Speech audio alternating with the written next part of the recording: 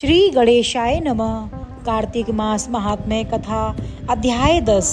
राजा पृथु बोले, हे ऋषि श्रेष्ठ नारद जी, आपको प्रणाम है। कृपया अब यह बताने की कृपा कीजिए कि जब भगवान शंकर ने अपने मस्तक के तेज को क्षीर सागर में डाला तो उस समय क्या हुआ। नारद जी बोले, हे राजन, जब भगवान शंकर ने अपना वह तेज क्षीर सागर में डाल दिया तो उस समय वह शीघ्र ही बालक होकर सागर के संगम पर बैठकर संसार को भय देने वाला रुदन करने लगा। उसके रुदन से संपूर्ण जगत व्याकुल हो उठा, लोकपाल भी व्याकुल हो गए, चराचर चलायमान हो गया। भगवान शंकर सुवन के रुदन से संपूर्ण ब्रह्मांड व्याकुल हो गया। यह देखकर सभी देवता और ऋषि मुनि व्याकुल होकर ब्रह्मा जी की शरण में गए और उन्हें प्रणाम कर उनकी स्तुति करने लगे। उन सभी ने ब्रह्मा जी से कहा कि हे पितामह, यह तोन बहुत ही विकट परिस्थिति उत्पन्न हो गई है। हे महायोगिन, इसको नष्ट कीजिए। देवताओं के मुख से इस प्रकार सुनकर ब्रह्मा जी सत्यलोक से उतरकर उस बालक को देखने के लिए सागर तट पर आए। सागर ने ब्रह्मा जी को आता देखकर उन्हें प्रणाम किया और बालक को उठाकर उनकी गोद में दे दिया।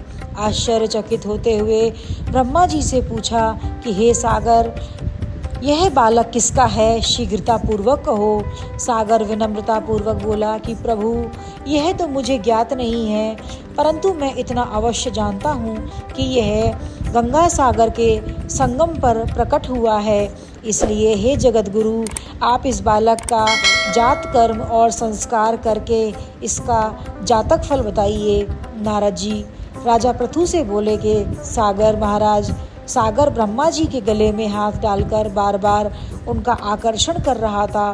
फिर तो उसने ब्रह्मा जी का गला इतनी जोर से पकड़ा कि उससे पीड़ित होकर ब्रह्मा जी की आंखों से अश्रु टपकने लगे। ब्रह्मा जी ने अपने दोनों हाथों का जोर लगाकर किसी प्रकार सागर से अपना गला छुड़वाया और सागर से कहा कि हे सागर, सुनो, मैं तुम्हारे इस पुत्र का जातक फल कहता हूँ। मेरे नेत्रों से जो यह जल निकला है, इस कारण इसका नाम जलंधर होगा। उत्पन्न होते ही यह तरुणावस्था को प्राप्त हो गया, इसलिए यह सब शास्त्रों का पारगामी, महापराक्रमी, महावीर, बलशाली, महायोद्धा और रण में विजय प्राप्त करने वाला होगा। यह बालक सभी दैत्यों का अधिपति होगा। यह किसी से भी पराजित न होने वाला तथा भगवान विष्णु को भी जीतने वाला होगा। भगवान शंकर को छोड़कर यह सबसे अवध्य होगा। जहाँ से इसकी उत्पत्ति हुई है, यह वहीं जाएगा। इसकी पत्नी बड़ी पतिव्रता, सौभाग्यशालिनी, स्वर्ग सुंदरी, परम मनोहर, मधुर वाणी बोलने वाली तथा शीलवान होगी। सागर से इस प्रकार कहकर ब्रह्मा जी ने शुक्राचार्य को बुलवाया और उनके हाथों से बालक का राज्याभिषेक कराकर स्वयं अंतर्ध्यान हो गए। बालक को देखकर सागर की प्रसन्नता की सीमा न रही। वह हर्षित मन से घर आ गया। फिर सागर में उस बालक का लालन पालन कर उसे पुष्ट किया। फिर कालनेमी नामक असुर को बुलाकर वृंदा नामक कन्या से विधि पूर्वक उसका विवाह करा दिया। उस विवाह में बहुत बड़ा उत्सव हुआ।